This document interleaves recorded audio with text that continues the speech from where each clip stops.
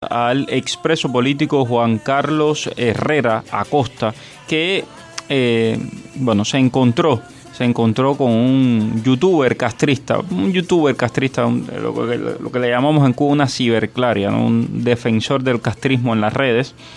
D'Ángel Rosendis. Bueno, él estaba caminando, ¿no? por que era un Walmart, cuando se encontró a este señor que se hace llamar 100% Fidel. Te estoy hablando de un hombre que está en Nueva York, que vive en Nueva York.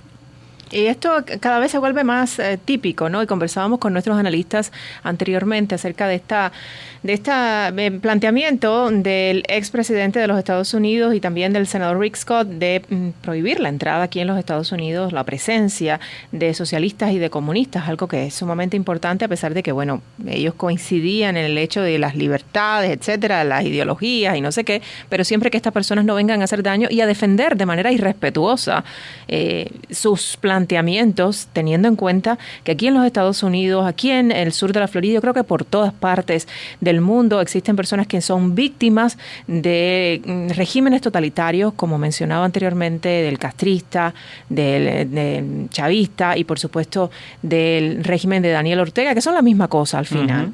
Y bueno, Juan Carlos, un gusto saludarte, gracias por estar con nosotros y gracias también por denunciar esto. Yo creo que cada persona que se encuentre con un personaje de este tipo, pues debería darse la tarea de denunciarlo para que entiendan que no son bienvenidos aquí y que no aceptamos lo que hicieron y que no están impunes sus crímenes.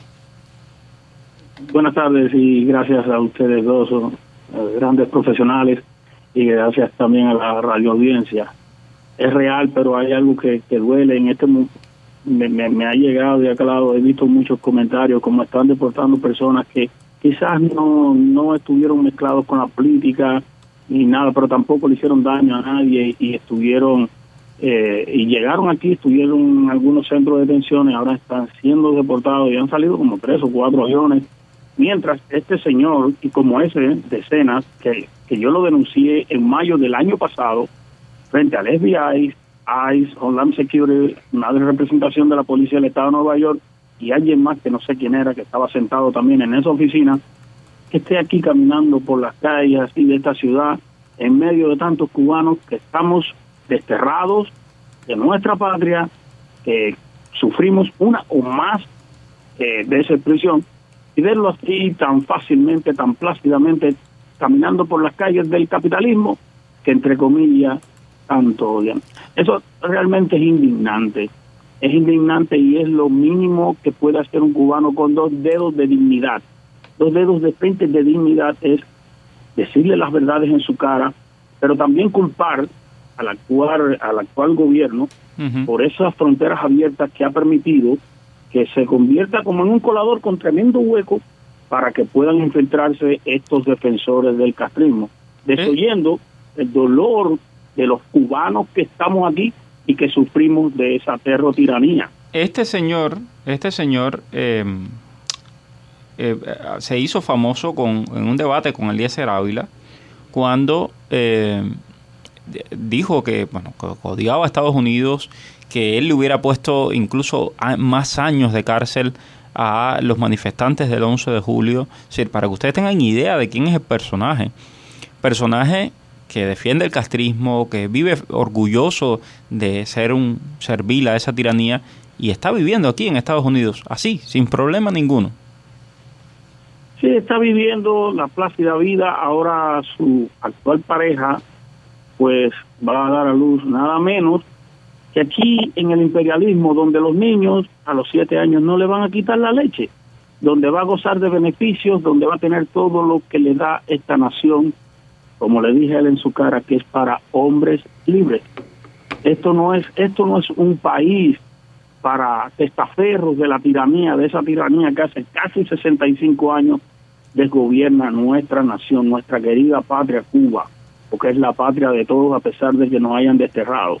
Pero como los caciques del Caribe, de esa pequeña isla, no lo desean, nosotros no podemos regresar, aunque con las condiciones en que están, que son las mismas que cuando yo decidí rebelarme contra la dictadura en 1988, pues yo no regresaría, yo no pido permiso para entrar a mi país pero que sepan aquí estos defensores del castrismo que van a encontrar no solamente un Juan Carlos Herrera Costa, van a encontrar millones de cubanos que ahora comenzarán también a protestar de esta manera, porque tenemos un arma muy eficaz, que es la Internet.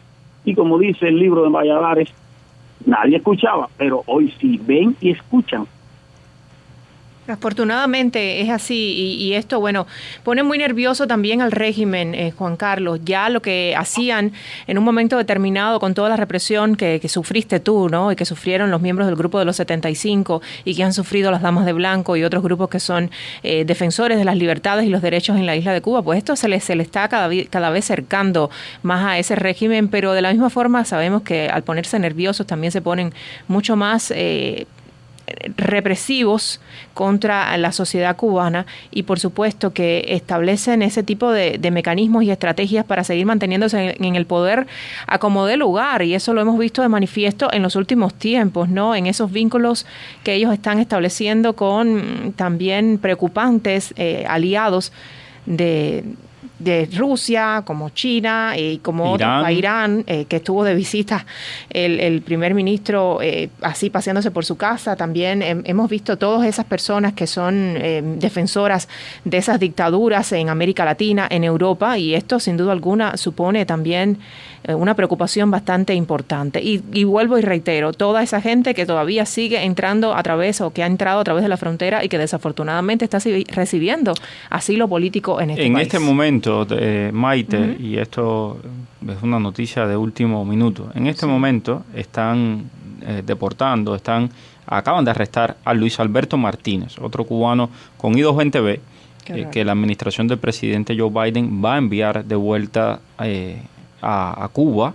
Justamente un muchacho que estuvo 2 años preso en una cárcel de inmigración, lo sacan con una I-220B, no cometió delito alguno, no es un delincuente, no es un chocolate, no es el otro que se pasa la vida entera metido con problemas en la justicia, no ha robado, no ha asesinado a nadie, y sin embargo lo van a mandar de vuelta a Cuba. Sin embargo, mira, ahí están los comunistas campeando a sus anchas aquí en Estados Unidos. Y lo sabemos, lo hemos denunciado a través de organizaciones como la Fundación para los Derechos Humanos en Cuba, con sede aquí en Miami, que expuso a más de 20 represores y que todavía esa lista pues sigue aumentando cada día, represores que están residiendo aquí en los Estados Unidos y, como decía, están recibiendo el amparo de las autoridades migratorias y quién sabe si hasta propiamente el asilo político después de haber hecho daño, después de tener los testimonios de víctimas que sabemos que han sido perjudicadas por esas personas y que, bueno, llegan aquí y están paseando como Pedro por su casa. Hay algo que está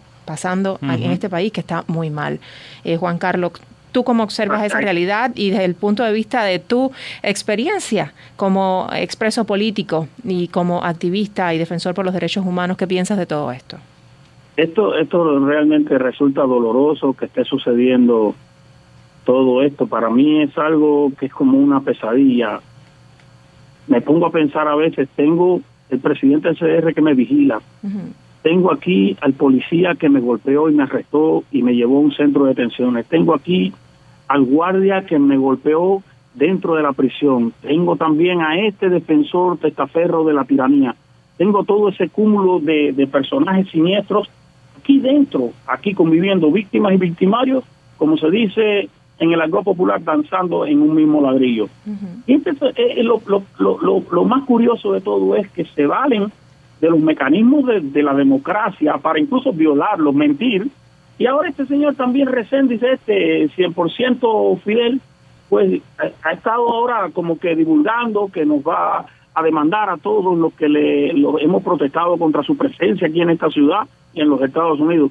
Vaya, que tomar los mecanismos de democracia de una nación que odian para entonces ir contra las víctimas, los victimarios contra las víctimas. Esto es lo peor de eso. Yo me pongo a pensar a veces, yo digo, no me arrepiento de un día de 1988, con 20 años, iba a cumplir 21, decir basta, salir a las calles a protestar, perder mi carrera, perderlo todo, perder mi futuro, mis años de juventud, pero no fue en vano, porque luego al fundar nosotros el Movimiento Cubano de Jóvenes por la Democracia, que es conocido, se fundó en julio, el 16 de julio de de 1991. Primero comencé en Pro Derechos Humanos y luego el Movimiento Cubano de Jóvenes por la Democracia.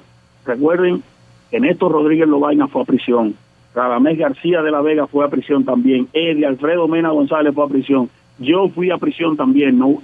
Ellos en el 96, Eddie Alfredo en el 2000 y yo en 1997, 5 años de privación de libertad, sufriendo todo tipo de tortura, una paliza así crudamente hoy y otra también al otro día. Increíblemente pasar 4 años, 7 meses y 27 días en una celda de aislamiento perpetuo en la llamada A500 fuera, ya eso no se usaba, eso le decían la Siberia. Qué peligroso era, Juan Carlos, como una palabra, una pluma, le tienen tanto miedo en esa terrotiranía. Pero ver esto hoy, porque nosotros fuimos sacados a la fuerza, yo llevaba 1 año nada más en la calle cuando fui nuevamente a prisión, la primera petición fue de privación perpetua de libertad. A los 5 días llegó a alguien, una señora de la sala de los delitos contra la seguridad del Estado, para cambiarme la supuesta petición esta, ¿no? Y donde decía privación de perpetua de libertad, y yo irónicamente le dije, y esta será horas de pena de muerte. Me miró con unos ojos no de muy buenas ganas, y 39 años. Simplemente fui irónico dentro de eso, me sonreí y dije, tengo que hablar con Jesucristo, señora, porque creo que no puedo venir en la primera resurrección. Todavía le debo años al castrismo. Pero había que ser así. Yo vi asesinar a muchos presos comunes. Uh-huh.